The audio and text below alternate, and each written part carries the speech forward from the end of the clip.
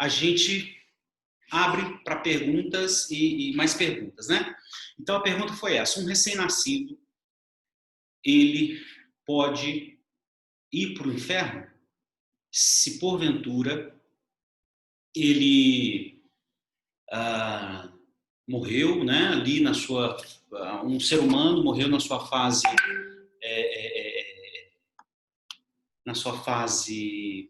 de bebê, né?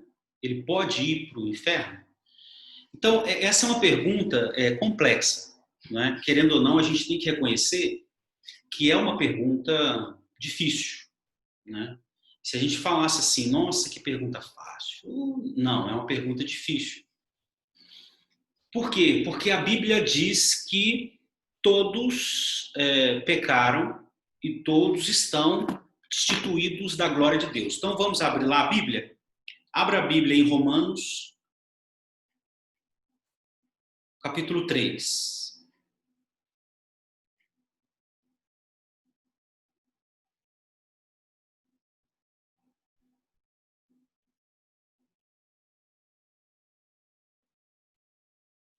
Primeiro, Romanos capítulo 3, versículo 10.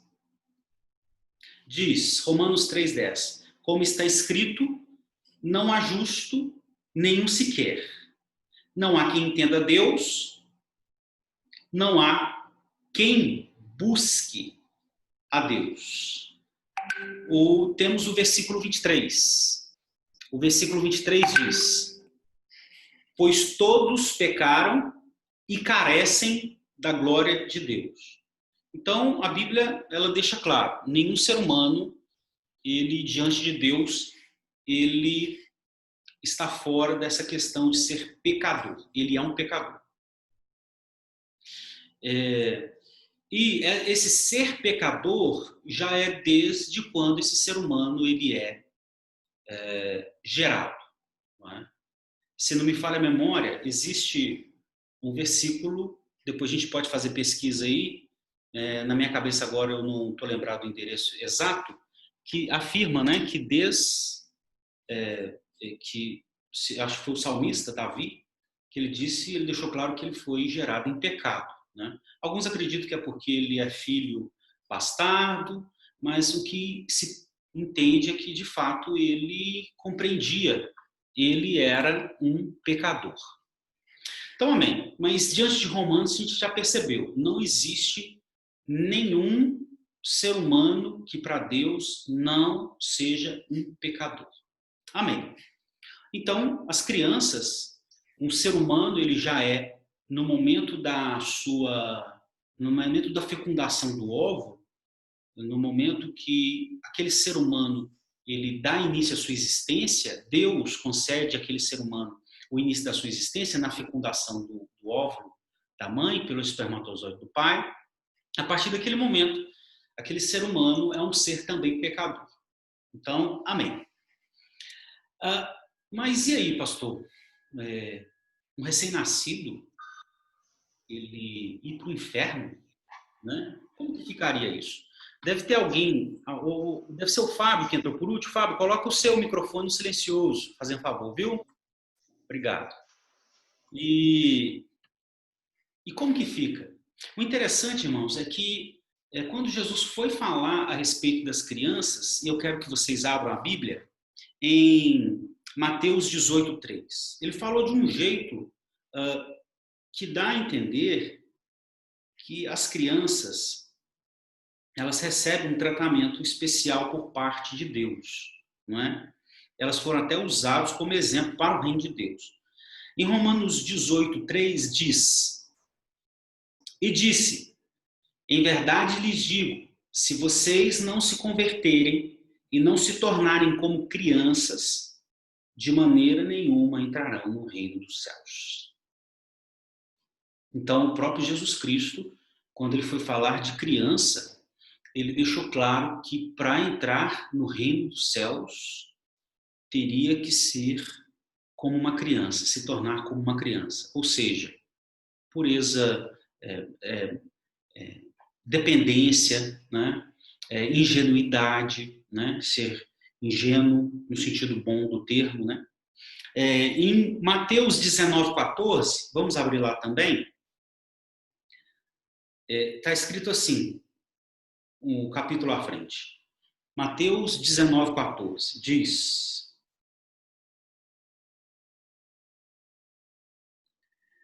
Jesus, porém, disse: deixem os pequeninos e não os impeçam de vir a mim, porque dos tais é o reino de Deus.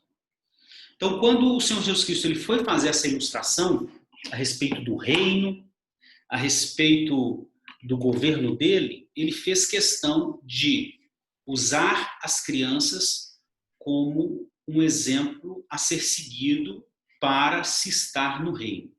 Ah, pastor, mas isso não prova que as crianças serão salvas. De momento não. Porém, percebe-se que elas recebem um tratamento especial por parte do Senhor Jesus Cristo e elas servem até de exemplo para o reino de Deus. Mas eu acredito que será em Romanos 5 e vai ser na primeira carta aos Coríntios 15:22 que a gente vai ter uma clareza a respeito disso. Em primeira carta aos Coríntios 15:22, Paulo afirma, abra lá sua Bíblia, primeira carta aos Coríntios 15:22.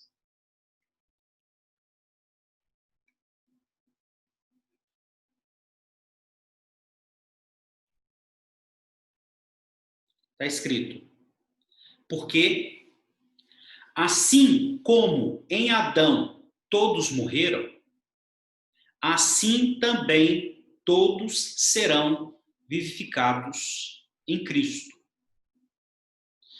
Agora tem só uma questão interessante aqui. Como que uma pessoa é vivificada em Cristo? Só tem um jeito. Quando ela recebe a iluminação do Espírito Santo e aceita Jesus. Quando ela recebe uma graça sobre ela, um favor sobre ela, e ela aceita Jesus. Então, perceba, a parte B do versículo 22 deixa claro, todos, não são todos no sentido de todos os humanos, é todos que aceitaram Jesus. Agora, uma coisa interessante é que, se é todos que aceitaram Jesus é que vão ser vivificados, e aí agora eu quero usar um ensino do Millard Erickson, que é essa teologia aqui, olha,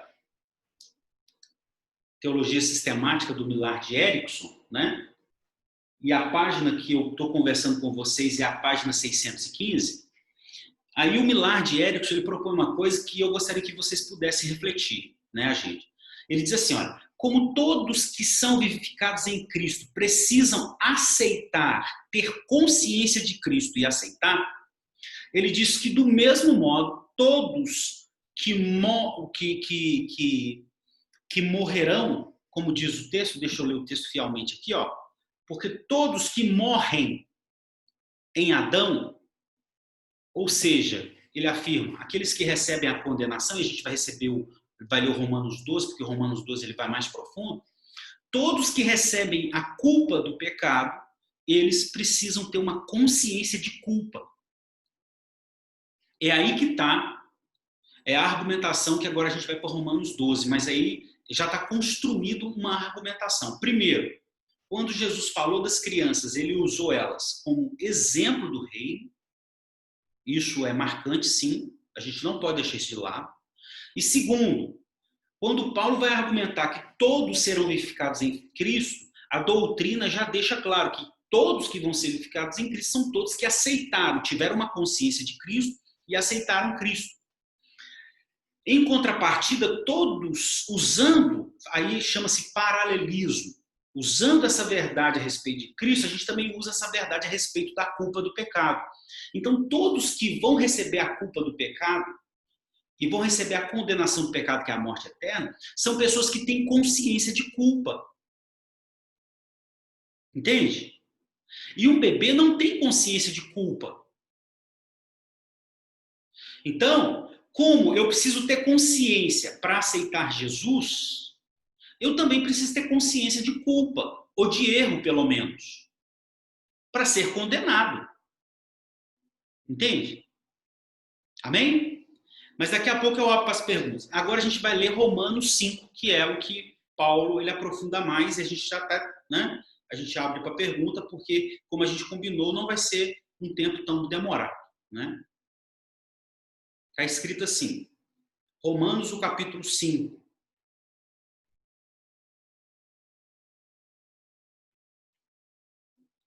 Vamos lá. Está escrito: justificados, pois, mediante a fé. Justificado é tornar diante dos olhos de Deus justo. E nós somos justificados é pela fé, não pela obediência da lei, mas pela fé na promessa que o Messias viria, não é? E mudaria a nossa história. O que apontava o sacrifício do Antigo Testamento, ele morreria no nosso lugar, não é? Isaías 53, o servo sofredor diz que ele levaria sobre ele a nossa culpa. Então, justificados, ou seja, tornado justo, pois mediante a fé, ou seja, crendo em Jesus, não pela obediência, temos paz com Deus por meio do nosso Senhor Jesus Cristo, pelo qual obtivemos também o acesso pela fé a esta graça, no qual estamos firmes, e nos gloriamos na esperança da glória de Deus. E não somente isto, mas também nos gloriamos nas tribulações, sabendo que a tribulação produz perseverança, perseverança produz experiência, experiência produz esperança. Ora, a esperança não nos deixa decepcionados, porque o amor de Deus é derramado em nosso coração pelo Espírito Santo que nos foi dado. Porque Cristo, quando nós éramos fracos, morreu ao seu tempo pelos ímpios. Dificilmente alguém morreria por um justo, embora por uma pessoa boa alguém talvez tenha coragem para morrer. Mas Deus prova o seu amor para conosco pelo fato de Cristo ter morrido por nós quando ainda éramos pecadores. Está falando da graça. Logo, muito mais agora, sendo justificados pelo seu sangue, seremos por ele salvos daí. Porque se nós, quando éramos inimigos, fomos reconciliados com Deus mediante a morte do seu Filho, muito mais estando reconciliados, seremos salvos pela sua vida. É aquela questão de eu sou salvo, eu estou sendo salvo e eu serei salvo. Eu sou salvo no sentido de que eu já recebi a salvação, eu estou sendo salvo no sentido que eu estou amadurecendo, sendo santificado, e eu serei salvo no sentido que eu receberei um corpo glorificado. E não apenas isso, mas também gloriamos em Deus por meio do nosso Senhor Jesus Cristo, mediante o qual recebemos agora a reconciliação. Agora vem. Portanto, assim como por um só homem entrou o pecado no mundo, pelo pecado veio a morte, assim também a morte passou a toda a humanidade, porque todos pecaram. Porque antes de ser a lei dada, havia pecado no mundo, mas o pecado não é levado em conta quando não há lei. No entanto, a morte reinou até Adão, desde Adão até Moisés, mesmo sobre aqueles que não pecaram à semelhança da transgressão de Adão, a qual prefigurava aquele que havia de vir. Ou seja, a prova que o pecado alcançou a todos é porque todos morrem. Aí vem o 15. Mas o dom gratuito de Deus, mas o dom gratuito não é como a ofensa.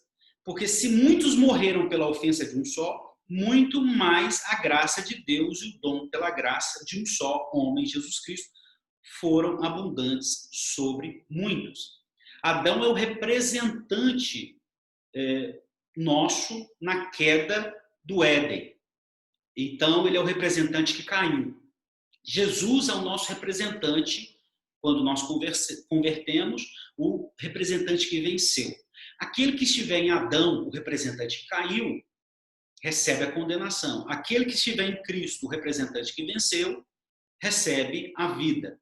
Aí vem o 16. O dom, entretanto, não é como o caso que somente um pecou, porque o julgamento derivou de uma só ofensa para a condenação. Mas a graça deriva de muitas ofensas para a justificação. Se a morte reinou pela ofensa de um e por meio de um só, muito mais os que recebem a abundância da graça e o dom da justiça reinarão em vida por meio de um só, a saber, Jesus Cristo. Portanto, assim como por uma ofensa veio o juízo sobre todos os seres humanos para a condenação, assim também por um só ato de justiça veio a graça sobre todos que para a justificação que dá vida. É aí que entra, irmãos. A mesma coisa que Paulo falou em Coríntios, ele fala em Romanos, o versículo 2. Ele associa a condenação, ele associa a ofensa e condenação à salvação, à justificação que dá vida em Jesus Cristo. Então, preste atenção, para eu receber vida em Jesus, todos vão receber vida em Jesus? Não. Só todos que aceitaram Jesus. Todos vão receber o perdão da condenação de Jesus? Só quem aceitou, quem tem consciência de Jesus e aceitou. Então, o milagre que ele faz? Ele faz o contraponto, ou paralelismo, que ele usa o termo. Ele diz, se uma pessoa é salva porque tem consciência de Cristo e aceita Cristo, a condenação, não é? A culpa só é atribuída à pessoa quando ele tem consciência do pecado, do erro. Amém? Versículo 19. Porque como pela desobediência de um homem muitos se tornaram pecadores, assim também por meio da obediência de um só, muitos se tornaram justos.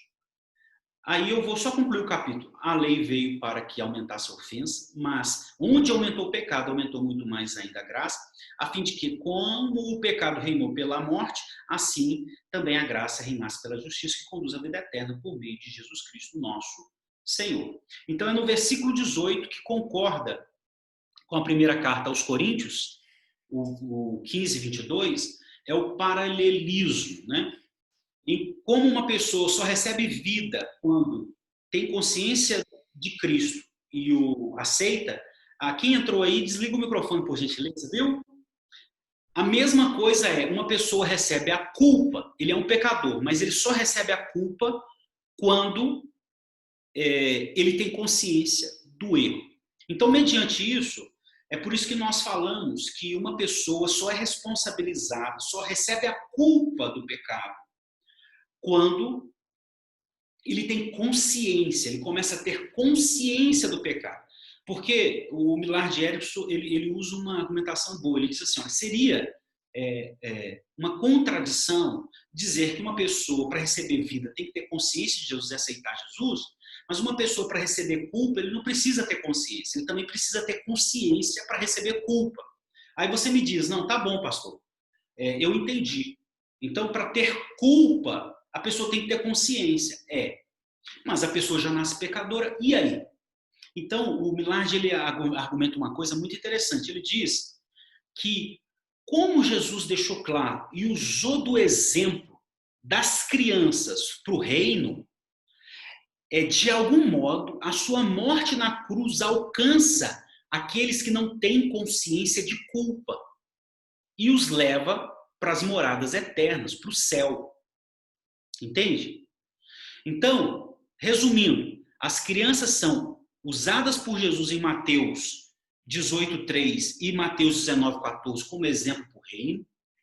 Segundo, uma pessoa, para receber vida, ele tem que ter consciência de Jesus e aceitar Jesus. Então, uma pessoa, para receber culpa, ele tem que ter consciência de culpa, de erro, do que é errado. Ele tem que ter consciência. Isso deve acontecer lá por 6, 7, 8 anos.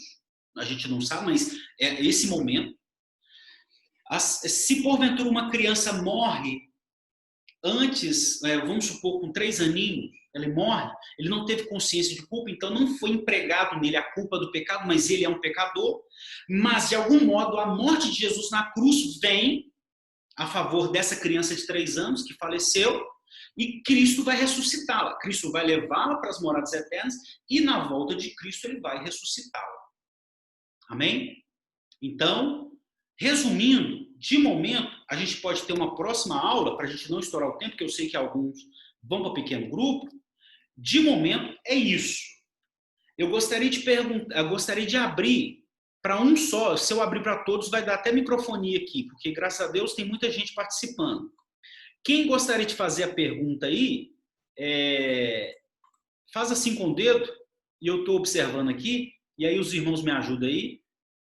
Se ficou alguma coisa que não deu para entender, que eu estou muito disposto a tentar esclarecer mais. Tem alguém levantando o dedo aí que eu não estou vendo? Todos. Eu. Posso falar? Eu acho que tem que abaixar um pouquinho. Pesa baixar. É o Sérgio. O Sérgio vai sair de perto.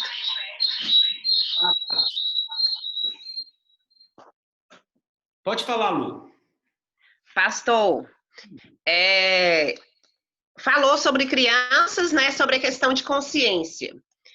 Sobre assim, aí eu estava pensando aqui, sobre pessoas com necessidades especiais, tipo Down, tipo problema psicológico, esse tipo de pessoas, como que fica assim nessa questão? Do mesmo jeito, Lu, do mesmo jeito. Se essa pessoa ela não tem consciência da culpa, perdão, da culpa, do erro, melhor dizendo.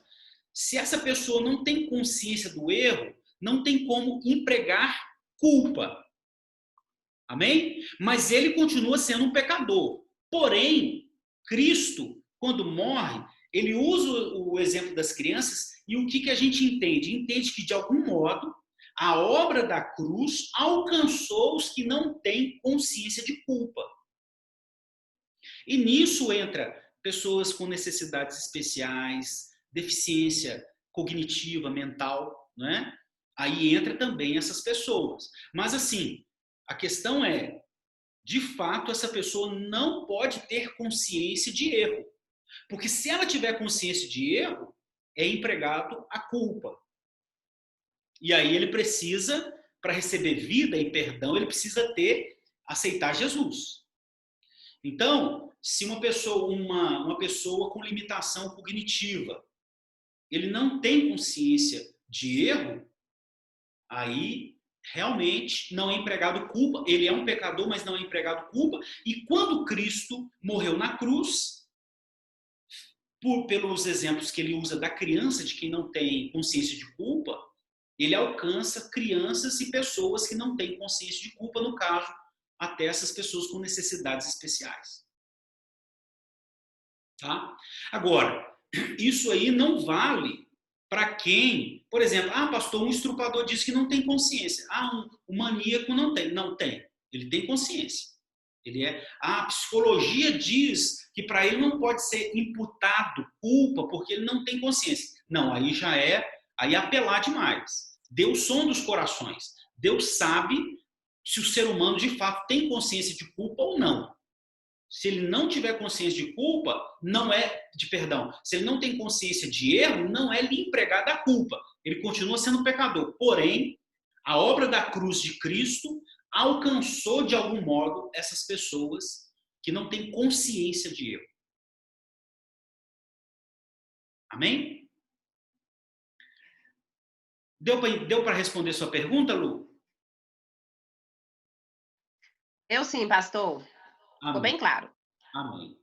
Mas alguém gostaria de fazer uma pergunta? Nós temos aí pouquíssimos minutos para a gente acabar o nosso encontro.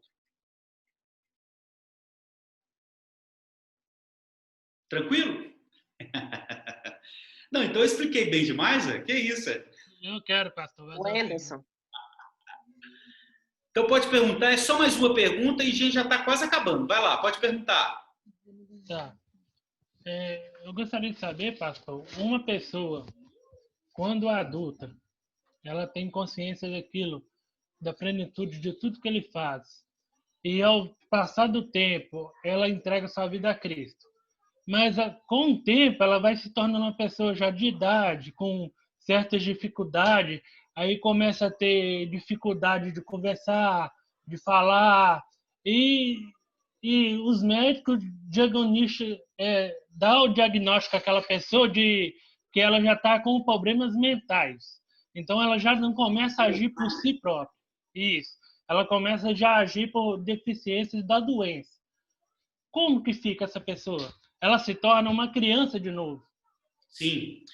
Então, Eberson, nós podemos, num outro encontro, a gente pode fazer o seguinte, a gente pode aprender sobre a segurança da salvação.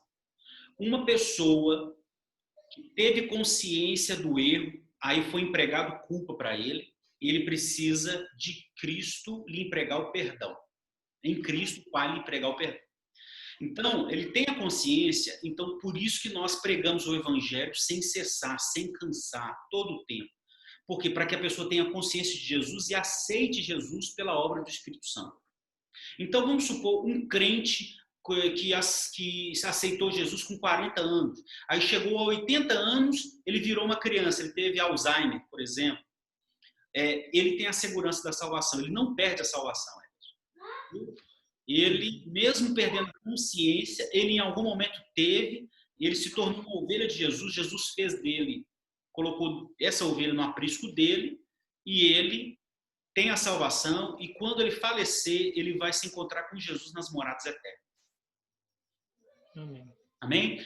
Eu sei que a gente poderia citar, eu vou citar aqui para eu não falar só, tipo eu falando, eu vou citar Romanos 8, 31 em diante, Everson.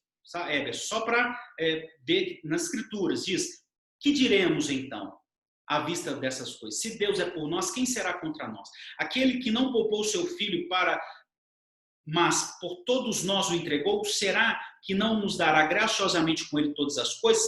Quem intentará acusação contra os eleitos de Deus? É Deus que os justifica, ou seja, Deus bate o martelo e fala, você está declarado justo. Quem vai condená-los? É Cristo que morreu, ou melhor, quem ressuscitou, ou que está à direita de Deus e também intercede por nós. Quem nos separará do amor de Cristo? Então, ele começa a fazer perguntas a respeito de quem é de Cristo, quem tem condições de mudar essa condição diante de Deus. Essa pessoa, a condição dessa pessoa diante de Deus. Ninguém. Se Deus bateu o martelo, é justo, ele não volta atrás e diz, eu enganei, você não é mais justo. Não é? Então, bateu o martelo, é justo? É justo. E é Deus que dá condições para essa pessoa, até a morte dele, se manter um salvo. Mas isso pode ser, em um momento, a gente pode ler mais versículos e expor com mais cuidado. Amém? Irmãos, para a gente não estourar o nosso combinado, eu até gravei essa aula, vou usar esse termo, e se alguém tiver desejo, depois eu mando o link para vocês assistirem de novo, ler os versículos, guardar a explicação, e se alguém te questionar a respeito, é isso. Jesus tratou as crianças de modo especial, ele usou elas como exemplo do reino, e quando diz criança, certamente é todo aquele que não tem consciência do erro. Para uma pessoa receber perdão, ele tem que ter consciência de Jesus e aceitá-lo, e para uma pessoa receber culpa, ele tem que ter consciência do erro. Aqueles que não têm consciência do erro, de algum modo, a cruz de Cristo, quando ele morre, de algum modo, ele alcança as pessoas que não têm consciência do erro. Por exemplo, ele usa a ilustração das crianças para o seu reino. Amém? Então, nós cremos que quando uma criança ela morre, ela é alcançada pela cruz de Cristo, porque nela não foi empregada culpa. Ela nasce pecador, mas não foi empregado culpa porque não teve consciência do erro. Mas mesmo nascendo pecador, de algum modo, a cruz de Cristo alcançou essa criança, porque as crianças são usadas como exemplo para o reino de Deus. Amém? Ok? Então, eu vou pedir o Sérgio para orar, para a gente finalizar esse momento. Sérgio, ora aí por nós. Amém? Amém. Soberano Deus, Criador dos céus e da terra, nós te agradecemos, Deus, por esse momento, Deus, a qual nós tivemos de aprendizagem, Senhor Deus. Muito obrigado, Senhor Deus, por nos proporcionar esses momentos, Senhor Deus. Eu entrego a vida para de cada irmão que está aqui participando conosco, Senhor Deus. Que o Senhor possa nos estar revestindo, cada um de nós, Deus, de poder, Deus, para que nós possamos ser pessoas melhores, Deus, e ser discípulos do Senhor, Deus, multiplicadores, Deus. Muito obrigado, Deus, por esse momento a qual nós passamos, Deus. Te agradecemos, Pai, em nome de Jesus Cristo, Deus. Amém. Amém. Então, irmãos, amém. Até quarta-feira que vem, 18h30, e com um novo assunto, ou talvez a gente pode aprofundar nesse assunto aí, a respeito da salvação. Deus abençoe a todos, viu? Graça e paz. Amém. Amém. Amém, pastor. Graças a paz. Tchau, graça e paz a todos.